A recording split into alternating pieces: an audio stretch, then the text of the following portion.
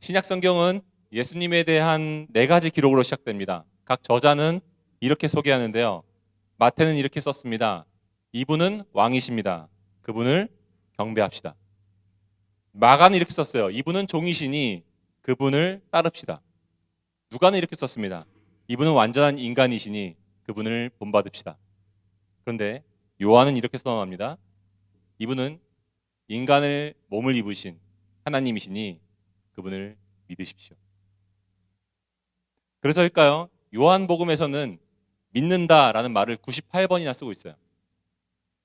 이것이 기독교인의 가장 큰 특징입니다. 여러분, 기독교인은 믿는 사람들입니다. 그런데 성경에서 말하는 믿는다는 게 도대체 뭘까요? 성경을 연구해 보니까 2가지 깊은 의미가 있습니다. 첫 번째는 사실을 사실로 인정한다는 거예요. 성경에 기록된 역사는 꾸며낸 이야기가 아니라 실제 있었던 팩트로 사실로서 받아들인다. 이게 믿는다는 첫 번째 의미예요. 성경 그대로를 믿는 거죠. 두 번째는 이게 더 중요한데요. 그 대상을 전적으로 신뢰하고 의지한다는 말입니다. 우리는 누군가 믿는다고 할 때 단순히 그 말에 동의한다라는 것을 말하는 것은 아닐 겁니다. 그걸 넘어서 그 사람에게 내가 뭔가 의존하고 의지할 때 믿는다고 말하죠. 즉 예수님을 믿는다는 것은요, 그분의 존재를 확신할 뿐만 아니라 그분께 내 삶을 의지하기 시작하는 거, 그게 믿는 거예요. 여러분 믿고 계십니까? 그렇다면 여기서 가장 중요한 질문을 던져야 됩니다. 도대체 예수가 누구이며 도대체 어떤 분이길래 내 인생을 그분께 의존해야 되는가? 여러분 요한복음은요, 그분을 가리켜 빛이라고 표현합니다. 라이트. 요한복음 1장은 그분은 태초부터 계셨고 모든 것을 만드셨으며 그분 안에 생명이 있는데 그것은 사람들의 빛이라고 말했어요. 솔직히 말하면요, 저도 이 이야기를 처음 읽었을 때 이게 무슨 말인지 뜬구름 잡는 말처럼 느껴졌어요. 그분 안에 생명이 있고 그분이 빛인데 그분이 사람들의 빛이다. 이게 무슨 말인가 이게 막 이랬어요. 근데 5절 말씀을 이번에 읽다가 그 의미가 선명해졌습니다. 같이 한번 제가 읽어보겠습니다. 시작. 그 빛이 어둠 속에 비치니 어둠이 그 빛을 이기지 못하였더라. 요한의 말은 이런 뜻이에요. 그분이 오시기 전까지 우리 속에는 어둠이 있었습니다. 네, 우리는 어둠 속에 살고 있었습니다. 그 말이에요. 여러분 이것은 태양이 없다는 말이 아니에요. 인생의 진실을 모른 채 살았다라는 걸 말하는 거예요. 그분이 빛이신 그분이 오셔서 진실이 드러났다라는 걸 말하는 거예요. 하나님이 존재하신다는 거, 그분이 우리를 사랑하셔서 우리를 찾아오셨다는 거, 이 빛이 비춰지자 비로소 우리 삶의 진짜 의미가 해석되기 시작한 겁니다. 그래서 한 신학자는 인간과 하나님과의 관계를 달과 해로 표현했어요. 달은 스스로 빛을 발할 수 없지만 해로부터 빛을 받는 순간 광채가 나죠. 인간도 마찬가지입니다. 스스로는 어둡지만 하나님의 빛을 받을 때 비로소 빛나는 인생이 될 수 있는 겁니다. 여러분 그렇습니다. 빛은 곧 진실이에요. 그리고 빛은 곧 생명입니다. 예수님이 이렇게 말씀하셨죠. 내가 곧 길이요 진리요 생명이니 나로 말미암지 않고는 너희가 하나님께로 올 수가 없다. 빛 대신 주님이 우리를 진실로 인도하십니다. 진실을 보게 해주십니다. 그 하나님께로 우리를 인도하시죠. 자, 여러분 불을 켜야 방에 촛불을 켜면 방에 어두운 방이 밝아집니다. 그런데 LED 조명을 켜는 순간 촛불은 필요합니까? 불필요해요. 자, 그런데 낮에 태양이 떠오릅니다. 그러면 여러분들 집에 어떻게 하죠? LED 조명을 꺼요. 왜냐하면 진짜 찬빛 앞에서, 더 큰 빛 앞에서 가짜 빛은 힘을 잃게 됩니다. 그와 같은 거예요. 예수라는 사실을 통해서, 드러난 사실을 통해서 내가 어떤 존재이며 내가 그분께 어떤 사랑을 받았는지 알게 되면 비로소 무엇이 진짜이고 무엇이 가짜인지, 무엇이 중요하고 무엇이 중요하지 않은지가 드러납니다. 세상을 올바르게 이해하게 되죠. 그래서 역사상 최고의 지성가 중에 한 명이었던 C.S. 루이스가 오랫동안 기독교를 거부했거든요. 오랫동안 기독교 거부했어요. 밀어냈습니다. 근데 결국 설득당했어요. 그리고 그가 그 빛 앞에서 항복하고 이런 말을 남겼습니다. 자, 나는 태양이 떠오른 것을 믿듯이 기독교를 믿는다. 그것은 눈으로 볼 수 있기 때문이 아니라 그것 때문에, 그 태양에 의해서 모든 것을 볼 수 있기 때문이다.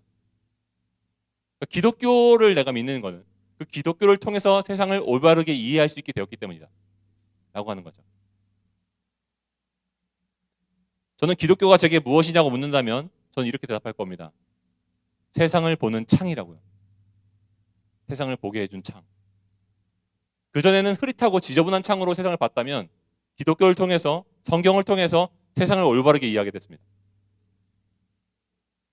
여러분, 흐릿했던 세상이 예수님을 통해서 보이는 거예요. 비로소. 성탄절은 이 빛이 우리에게 왔다고 얘기합니다. 오늘 여러분과 함께 우리 인생을 해석해주는 이 빛에 대한 이야기를 나눠볼 건데요. 저희 집에는 두 아이가 있어요. 두 꼬마가 있습니다. 5학년, 3학년, 하랑이, 하민이. 근데 지금도 얘들이 잠들 때 곁에 두고 자는 게 있어요. LED 피카츄 인형. 네, 그거를 켜놓고 자요. 둘 다.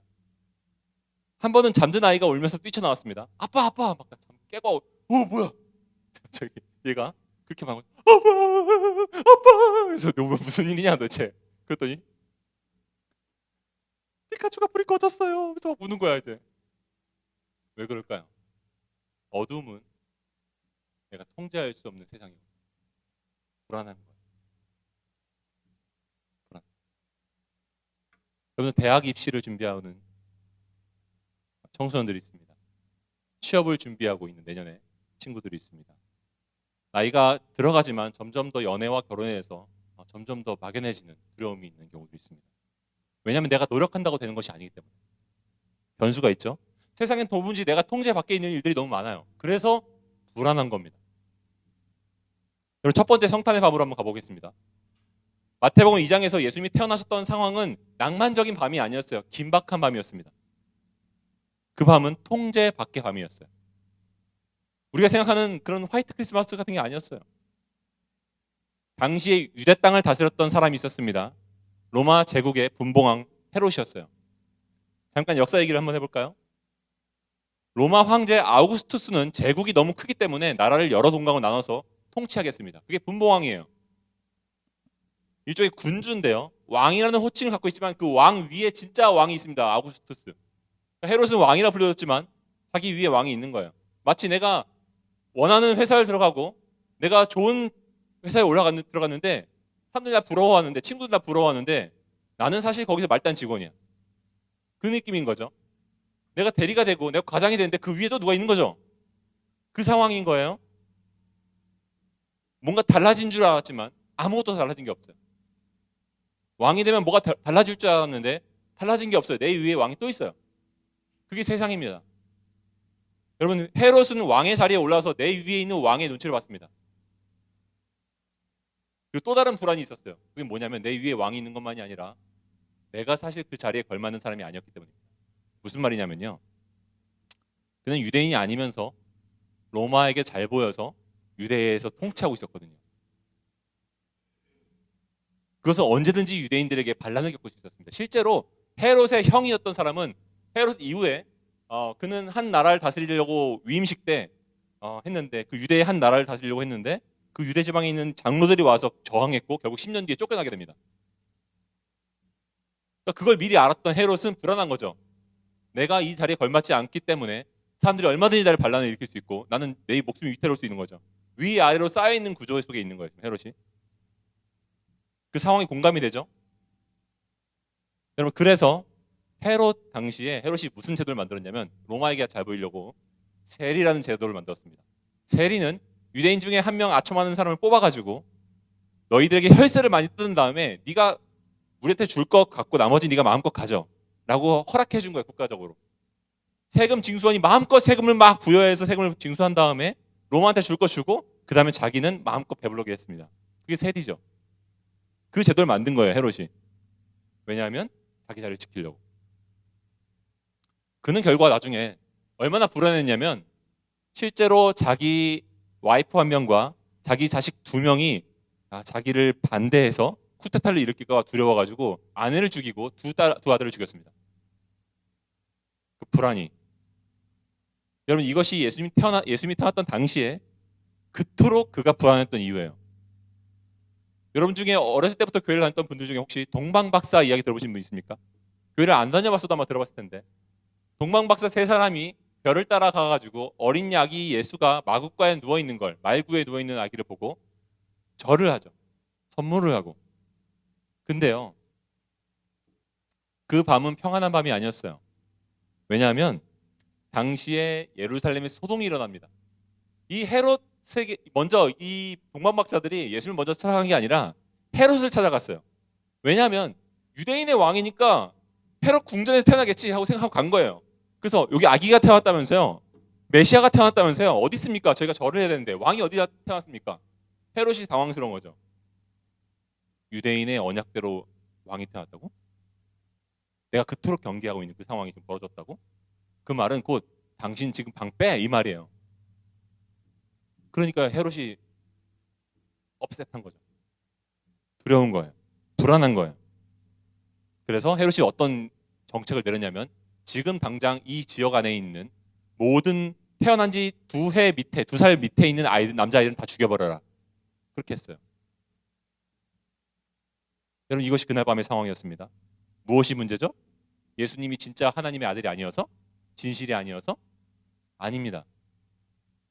그 이야기가 거짓이어서가 아니라 진짜 왕이 오니까 가짜 왕이 불안해진 거예요. 그분이 거짓이어서가 아니라 그 진실이 그동안 나의 거짓을 드러내기 때문입니다. 내가 그 자리에 걸맞지 않는다. 요한복음 3장 20절은 이렇게 말하는데요. 같이 읽어볼까요? 시작. 악을 행하는 자마다 빛을 미워하여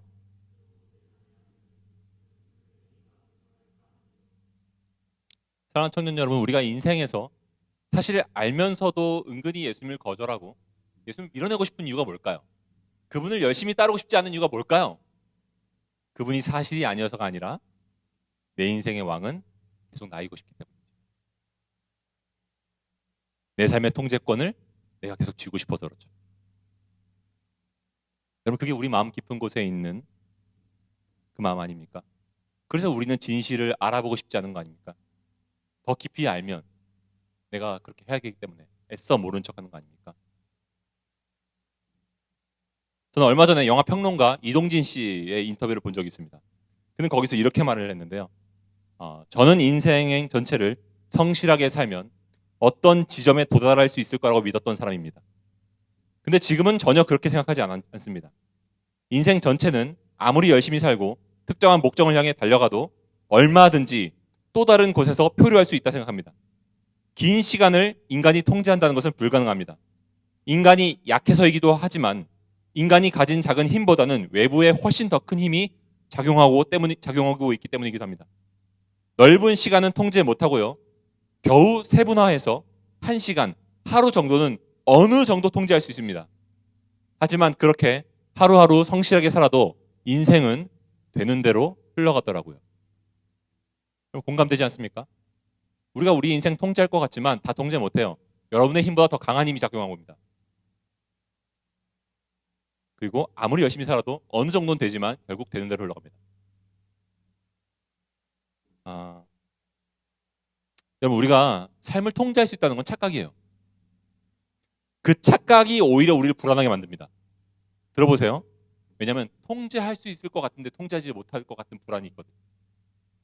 통제 못한다는 것을 받아들여야 됩니다. 그래야 안 불안해요. 여러분 왜 밤에 깨서 한밤중에 잠이 안 오죠? 왜 걱정이 찾아와서 잠을 못 들죠? 왜 밤새도록 일을 했는데 충분하지 않은 것 같죠? 왜 열심히 일을 했는데 왜 그걸로 충분하지 않은 것 같죠? 내가 바라는 결과를 맞이하지 못할까 봐. 결국 통제하지 못할까 봐 불안한 거예요. 이것이 어둠의 정체입니다. 인생이 그 어둠 그 자체인 건 내가 통제하고 싶은데 통제할 수 없다는 사실 때문에 불안한 거예요. 여러분 헤롯은 자신의 모든 권한을 동원해서 아기 예수를 죽이려고 했지만 결국 못 찾아냈어요. 진실은 영원합니다. 진실은 바꿀 수 없어요. 지혜로운 것은 진실을 바꾸려고 하는 것이 아니라 그 진실을 맞아들이면서 그 진실 안에 거하는 겁니다. 하나님이 말씀하시는 그 진실 안에 내 삶을 거하는 것이지 하나님이 말씀하시는 그 진실 안에 진실을 애써 모른 척하는 게 아니에요. 모른 척 사는 게 아니라 그 진실 안에 거하십시오. 그래야 여러분들이 진짜로 평안할 수 있습니다. 가짜 평안에 속지 마십시오. 오늘 본문은 두 종류의 사람을 이야기하는데 헤롯처럼 그분을 보았지만 거절한 사람들의 불안이 나오고 인정하고 맞아들인 사람들이 누리는 평안이 나옵니다. 요한복음 1장 11절 보겠습니다. 시작. 그가 자기 땅에 오셨으나 그의 백성은 그를 맞아들이지 않았다. 맞아들이지 않은 사람들의 불안이 있어요. 또 두 번째. 시작. 그러나 그를 맞아들인 사람들에게는 하나님의 자녀가 되는 특권을 주셨다. 하나님의 자녀가 누리는 평안을 주신 겁니다. 하나님의 자녀들이 누리는 다른 기쁨을 주신 겁니다. 그게 다른 거예요. 여러분 그 평안과 그 기쁨이 있으십니까?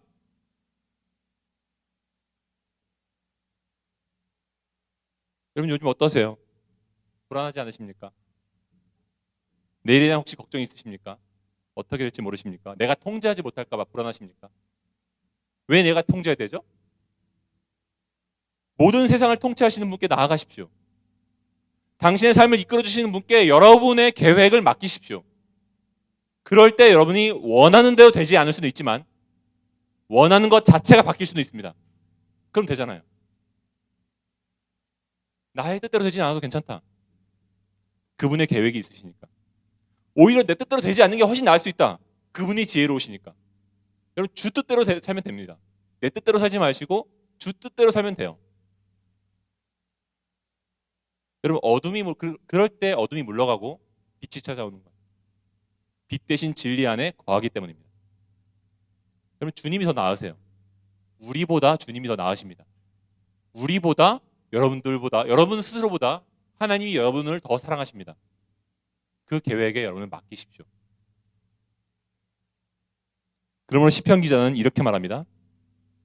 내 영혼아 네가 어찌하여 낙심하며 어찌하여 내 속에서 불안해하는가. 여러분 목사도 불안합니다. 저도 두려움이 있고요. 저도 불안함이 있어요. 저도 걱정이 있어요. 저도 걱정이 찾아오면 잠을 잘 못 자요. 그런데요. 걱정은 있지만 내게 말하는 거죠. 내게 외치는 거죠. 내게 기도하는 거죠. 하나님 내게 그런 걱정이 있습니다. 잠 못 이루게 하는 이런 문제가 있습니다. 어떻게 됩니까 하나님? 내 문제를 하나님께 맡기고 나면 평안이 찾아오는 거죠. 너는 하나님께 소망을 두라.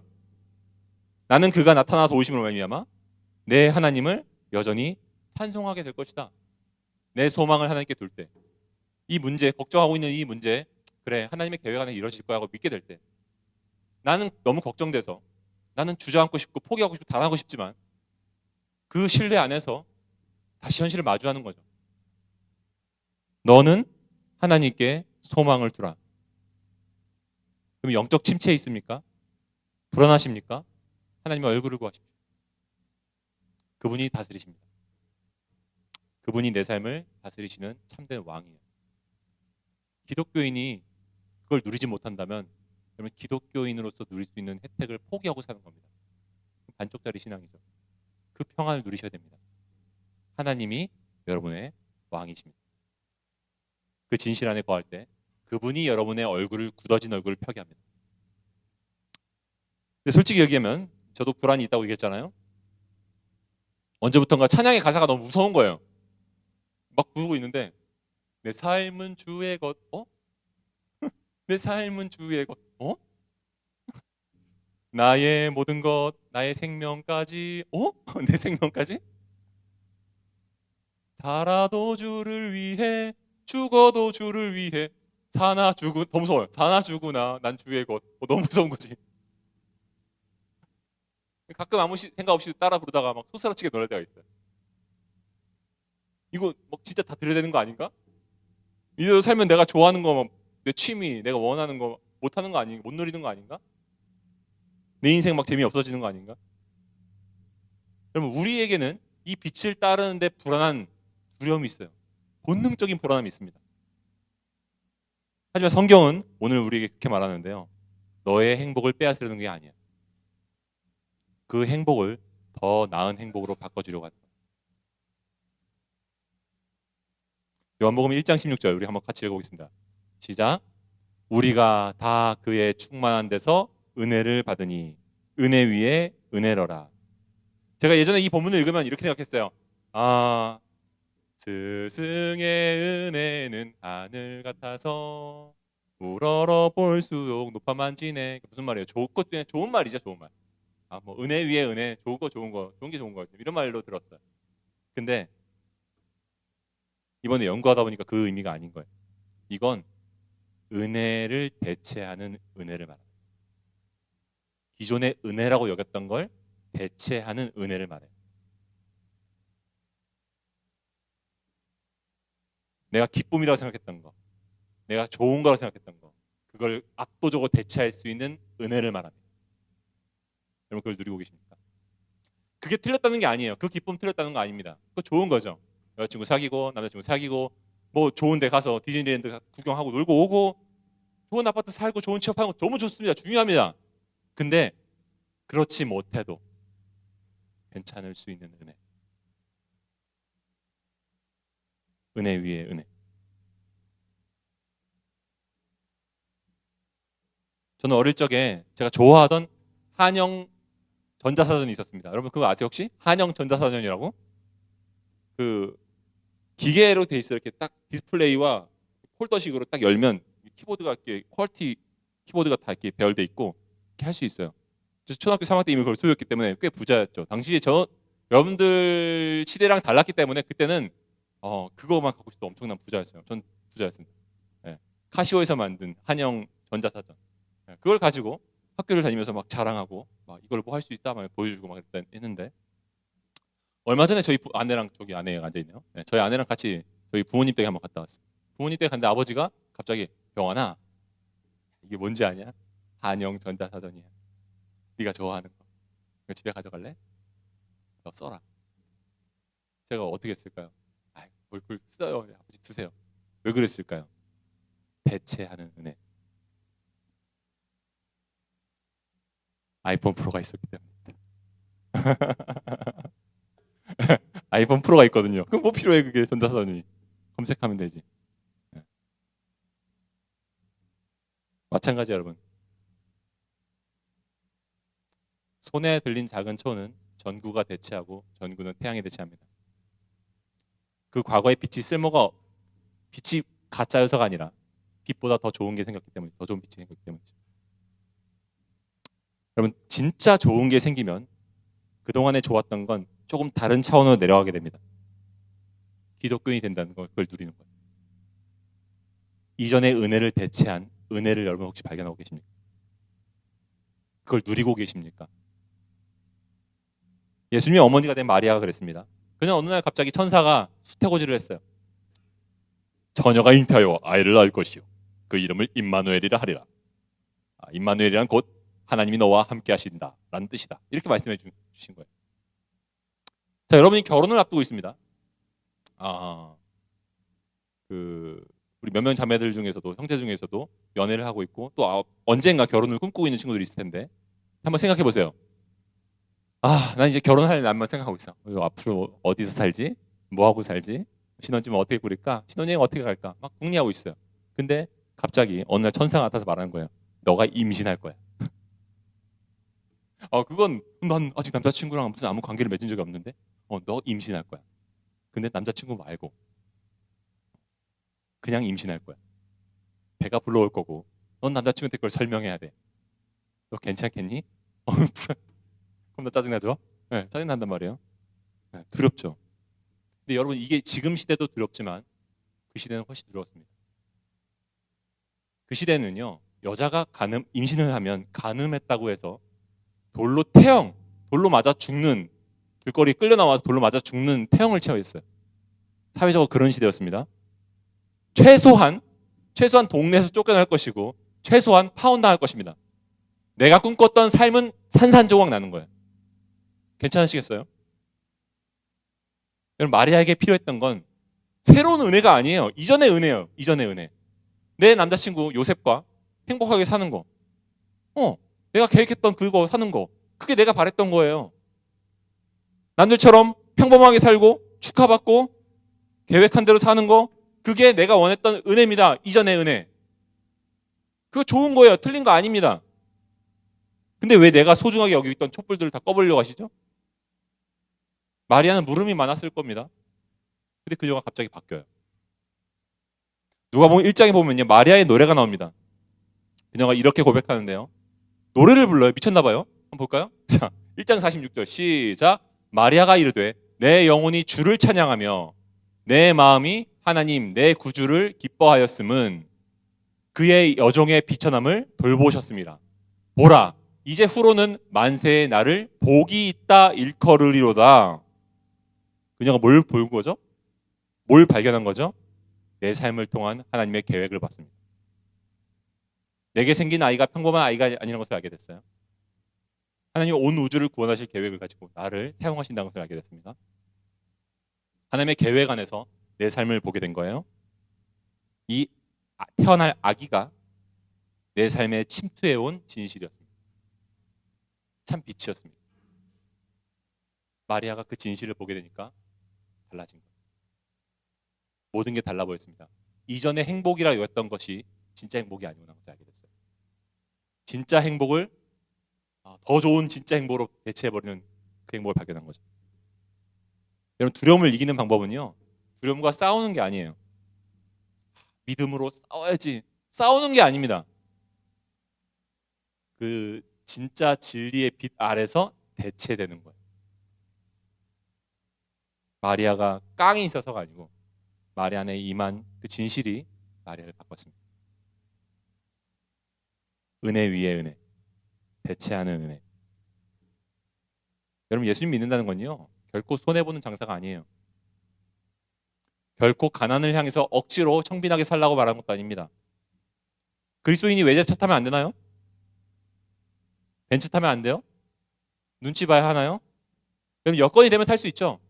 저도 여건 되면 타고 싶어요. 근데 목사가 타면 좀 실망한 사람들이 있으니까 못 하겠지만 여러분 타십시오. 여러분들은. 그런데 그리스도인 된다는 건 벤츠를 탈 수 있지만 벤츠를 타지 못해도 연연해하지 않는다는 겁니다.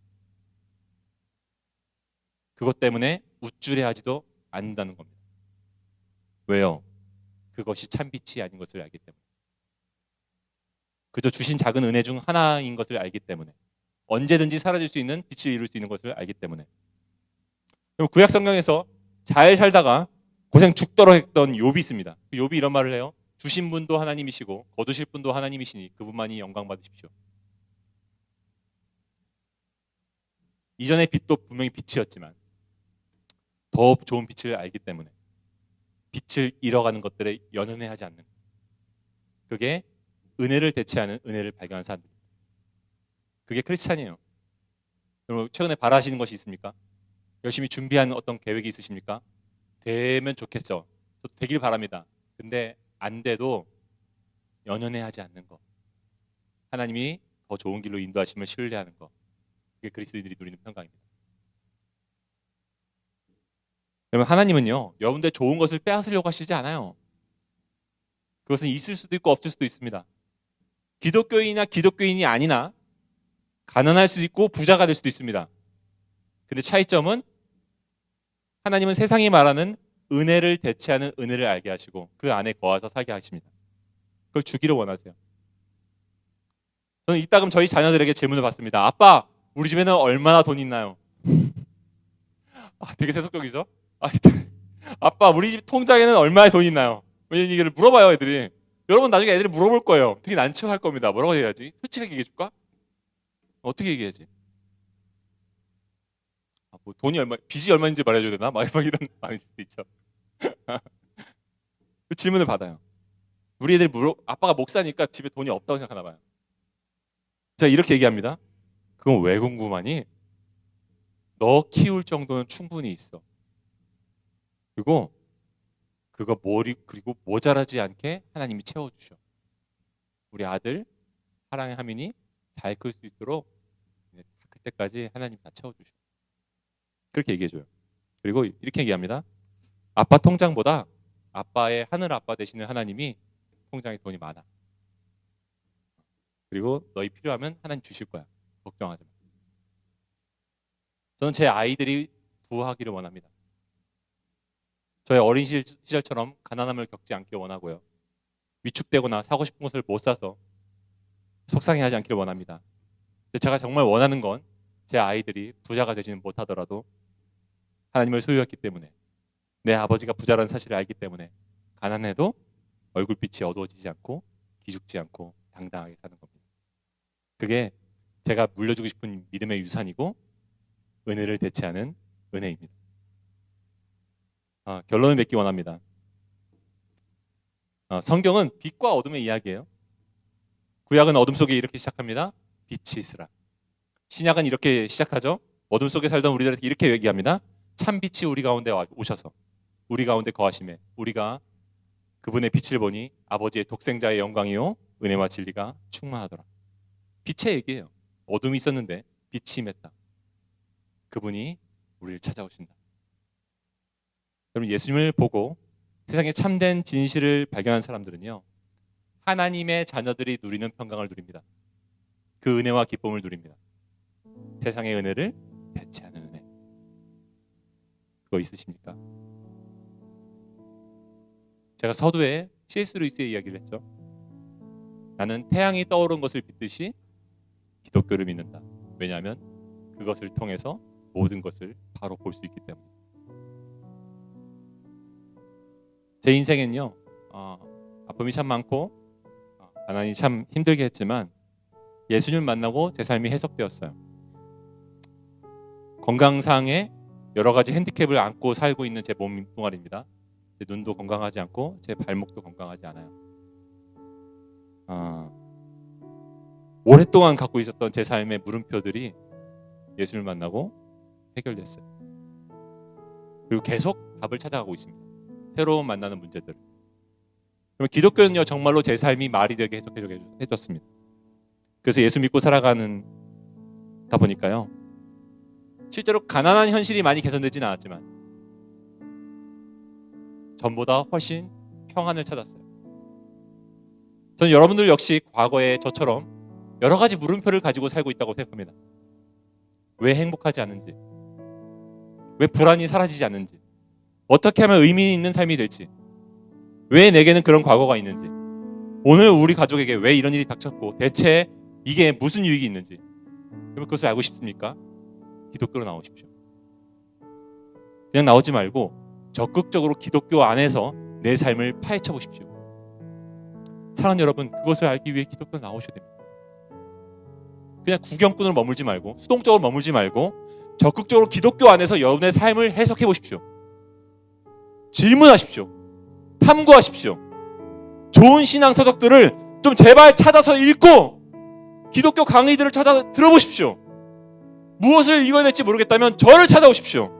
제가 여러분에게 고민에 맞는 책을 추천해 드릴게요. 사드릴게요. 혼자 끙끙 앓지 마시고 해소가 안 되는 질문을 가지고 물어보십시오. 기독교는 대답해 줄 수 있습니다. 그리고 훈련하고 성장하는 자리로 적극적으로 좀 제발 나오십시오. 다음 주부터 수련회를 모집하는 광고가 나갈 겁니다. 1월에 있을 수련회에 참여하도록 먼저 시간을 확보하십시오. 하나님을 탐구하십시오. 찾아가십시오. 내년에 있을 양육과 훈련 과정에 참여하겠다고 다짐하십시오. 여러분, 학교에서는 대학을 가기 위한 공부를 했는데 왜 내 인생을 해석할 수 있는 빛의 언어를 배우려고 하지 않습니까? 왜 이렇게 수동적입니까? 어떻게 살려고 합니까? 충분합니까? 학교에서 배운 공부가 여러분의 인생을 다 살 수 있는 지혜를 주고 있습니까? 대학을 가기 위한 공부만 하지 말고 내 인생을 잘 살 수 있는, 내 인생을 정말로 의미 있게 살 수 있는, 내 인생의 다음 생을 준비할 수 있는 그 공부를 하십시오. 제 책상에는요, 4글자로 된 책이 있어요. 평생 배움. 왜 평생 배움일까요? 그러면 하나님은 무한하신 분이십니다.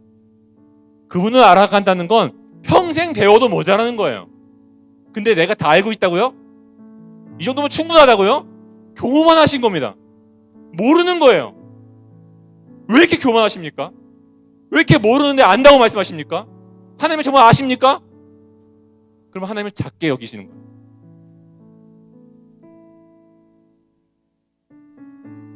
그러면 하나님은요, 무한하신 분이십니다.